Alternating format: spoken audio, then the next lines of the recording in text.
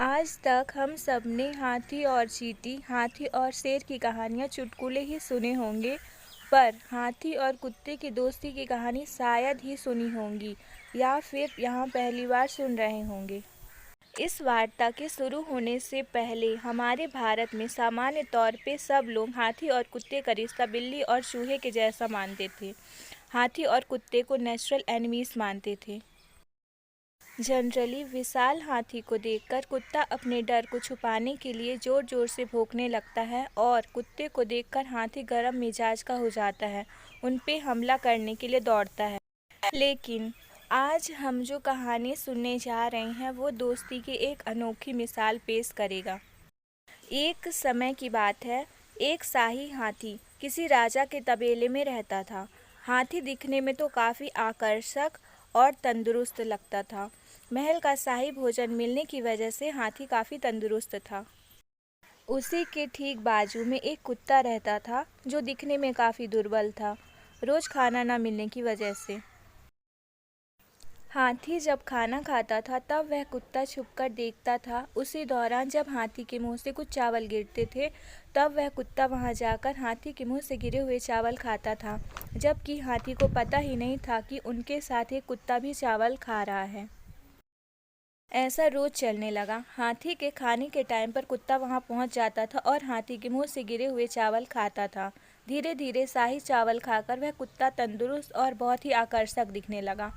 हाथी को जब पता चला कि कुत्ता चावल खा रहा है, तब दयालु हाथी उन्हें खाना खाने देता था। इस वजह से धीरे धीरे कुत्ते को भी हाथी का डर नहीं लगता था और हाथी को भी उस कुत्ते से कोई समस्या नहीं होती थी। धीरे धीरे ये दोनों अच्छे दोस्त बन गए। दोनों साथ में खाना खाते थे, खेलते थे, एक साथ समय गुजारते थे। हाथी अपनी लंबी सूंड पर कुत्ते को बिठाकर आगे पीछे आसपास घुमाता था। वो दोनों एक दूसरे के सच्चे और पक्के दोस्त बन गए और कभी भी जुदा नहीं होना चाहते थे।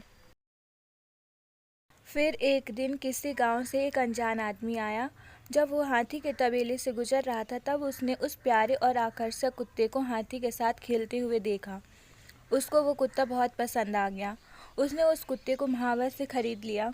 हालांकि वह कुत्ता उस महावत का था भी नहीं, वह अनजान आदमी उस कुत्ते को खरीदकर अपने गांव ले गया। अपने दोस्त के जाने की वजह से हाथी एकदम से उदास हो गया। उसने खाना पीना नहाना सब छोड़ दिया। हाथी की इस हालत को देखकर महावत ने जाकर राजा से शिकायत की। राजा ने इस समस्या के बारे में मंत्री से सलाह मशवरा लिया। समझदार मंत्री को लगा कि जानवरों का दिल इंसान जैसा है, उनमें भी इंसान की तरह भावनाएं होती हैं। मंत्री हाथी के तबेले में गए। वहां जाकर देखा कि हाथी काफ़ी उदास था। उन्हें भी लगा कि ये हाथी तो हमेशा खुश रहने वाला प्राणी था, फिर क्या हुआ? उन्होंने वहां चौकीदारों से पूछा तो उन लोगों ने कहा कि हाथी की एक कुत्ते के साथ बहुत ही अच्छी दोस्ती हो गई थी। वो दोनों हमेशा साथ में रहते थे, साथ में खाना खाते, खेलते, टहलते। हाथी को अपने प्यारे दोस्त के चले जाने से बहुत ही दुख हुआ है। उनके दोस्त को कोई गांव वाला अपने घर लेके चला गया है। ये सब जानने के बाद मंत्री ने वैद्य को बुलाया। तब उन्होंने भी बताया कि हाथी को कोई भी बीमारी नहीं है, बस वो उदास है।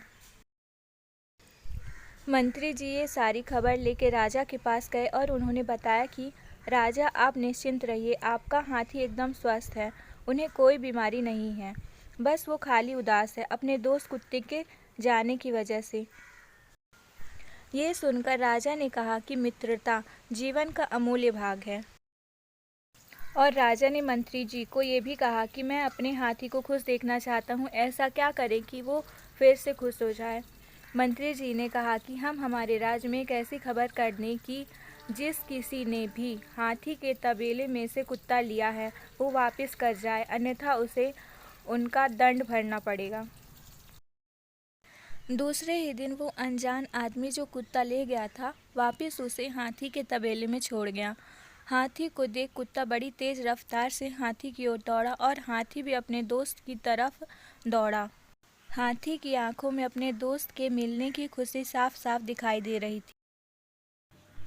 जैसे ही कुत्ता नजदीक आया, हाथी ने अपनी सूंड से उसे अपने सिर पर बिठा दिया। कुत्ता भी काफी खुश था उसने अपने दोस्त के मिल जाने से। ये दृश्य देखकर राजा भी बहुत ही खुश हुए, क्योंकि उनका हाथी अब पहले की तरह खुश था। राजा जी ने मंत्री जी के इस काम की खूब सराहना की और उसे यथाउचित पुरस्कार दिया। अब हाथी फिर से अपने प्यारे से दोस्त कुत्ते के साथ खुशहाल जिंदगी बिताने लगा था। इस कहानी से हमें यह सीख मिलती है कि जीवन में दोस्ती की अहमियत कितनी होती है। नेचुरल एनिमीज होने के बावजूद भी जानवरों में भी दोस्ती होती है। दोस्ती में रूप, रंग, ऊंच नीच कुछ नहीं होता।